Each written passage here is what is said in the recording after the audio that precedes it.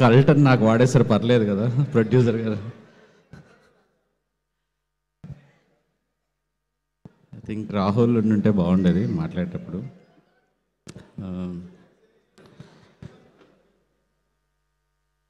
Actually నేను ఈ cinema చాలా రోజులు ముందు చూశాను, అంటే ఒక 1.5 month ముందు చూశాను నేను ఈ సినిమా.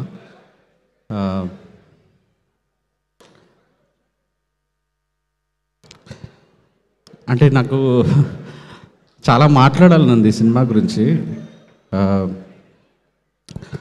ఎప్పుడో ఒకసారి అర్జున్ రెడ్డి కాంట్రవర్సీ వచ్చినప్పుడు విజయ్ దేవరకొండ గారు TV9 ఇంటర్వ్యూలో ఒక మాట చెప్పారన్నమాట. నెక్స్ట్ ఏం సినిమాలు తీస్తారు, ఇలాంటివే తీస్తారా అంటే, సెటైరికల్గా ఒక మంచోడు ఇంకా మంచోడై ఇంకా పెద్ద మంచోడై ఫైనల్గా ఒక నిర్వహణ చెందుతాడు అని ఒక కథ మీకు గుర్తుందో లేదో తెలియదు, చాలా పాపులర్. సో అలా ఒక మంచి డైరెక్టరు, ఒక మంచి హీరోయిన్తో, మంచి ప్రొడ్యూసర్స్తో మంచి సినిమా తీస్తే ఎలా ఉంటుందో అలా ఉంటుంది. అలా ఆల్రెడీ సినిమా రిలీజ్ అయిపోయింది కాబట్టి, నేను సినిమా చూసిన రోజు రాత్రి 2:30-3 అయింది. నేను ఆ రోజు మీకు మెసేజ్ పెట్టచ్చో, అలా ముందే చూసేసాను పెట్టచ్చో లేదో అని ఒక కన్ఫ్యూజన్లో పెట్టలేదు మ్యామ్. యాక్చువల్లీ ఈ సినిమా నన్ను ఎంత హాంట్ చేసిందంటే, నేను రాహుల్కి ఈ సినిమా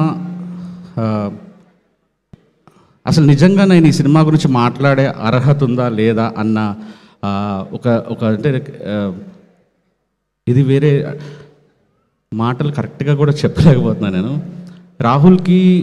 రాహుల్ గారు నేను బేబీ తీసిన తర్వాత దాని చుట్టూ వస్తున్న కాంట్రవర్సీలో నేను ఒక 5-6 రోజులు ఎంజాయ్ చేయలేకపోయాను. సినిమా ఎక్కడో లోపల పీకుతోంది, వైష్ణవిని తిడుతున్నారు. నేను తెలిసి ఏం తప్పు చేయలేదు, నిజంగా తన సైడ్ ఆలోచించి రాసుకున్నాను. అప్పటి వరకు నేను ఇంటర్వ్యూలకు వెళ్ళకూడదు అనుకున్నాను. ఇంటర్వ్యూలకు వెళ్ళాను, వెళ్ళి నా సైడ్ నా ఆన్సర్ నేను చెప్పుకున్నాను. అయినా కూడా తిట్టారు నన్ను. ఆ టైంలో నాకు రాహుల్ రవీంద్రన్ గారు ఫోన్ చేసి ఇంటికి పిలిచి 2 hours నన్ను కూర్చోబెట్టి,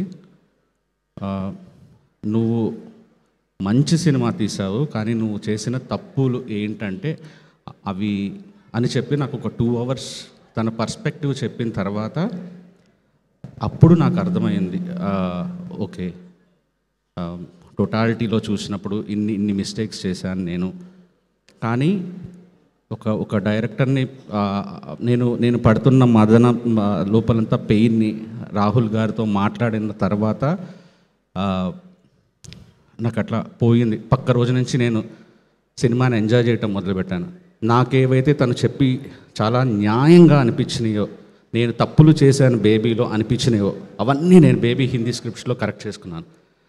I think I will make you proud bro. Yeah.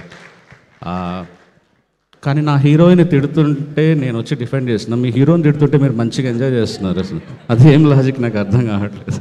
అందరూ హేట్ యూ అంటున్నారు.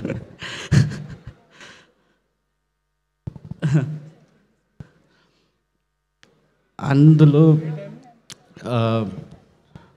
నేను వచ్చేటప్పుడు కూడా ఐ థింక్ ధీరజ్ రాహుల్ గారు మీకు ఒకటి చెప్పాలన్నాడు. ఐ థింక్ థ్యాంక్స్ కాదు చెప్పాల్సింది, నువ్వు సారీ అనుకుంటా.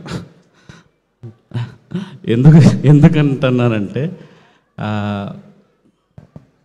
మీరు మీలానే ఉండాలి బ్రో, మిమ్మల్ని ప్రొటెక్ట్ చేసుకోవాలి అందరూ, ఇండస్ట్రీ, ప్రొడ్యూసర్లు, యాక్టర్లు, అంతే.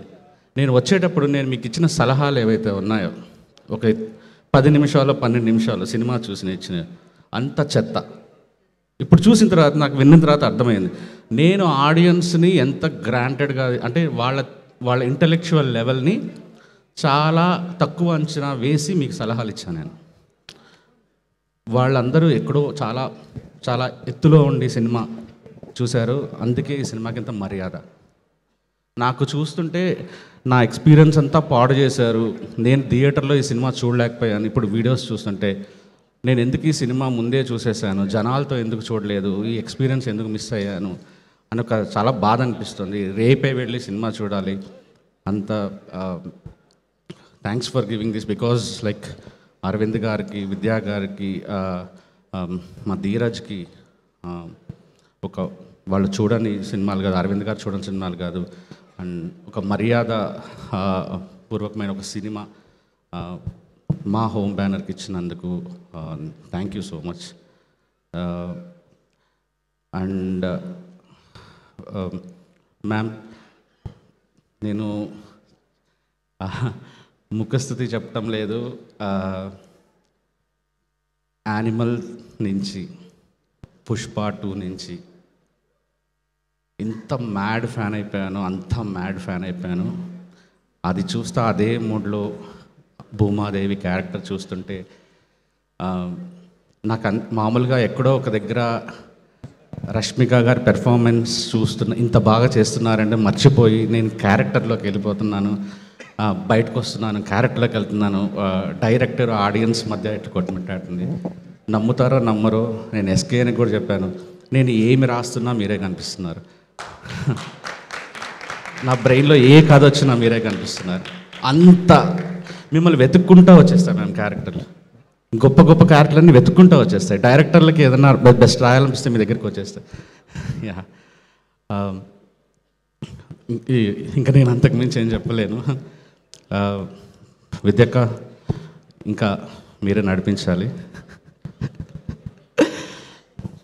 ఇలాగే మంచి మంచి సినిమాలు తీసి మా అందరికీ ఇంకా మంచి మంచి రెమ్యూనరేషన్లు ఇచ్చి మంచి మంచి కథలతో కూడా సినిమాలు తీయించాలని కోరుకుంటున్నాను.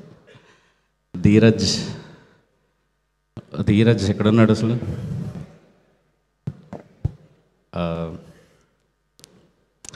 నాకు ధీరజ్ హిట్ కొడితే ఏంటో నిజంగా మా ఎస్కేని హిట్ కొట్టినంత హ్యాపీగా ఉంది.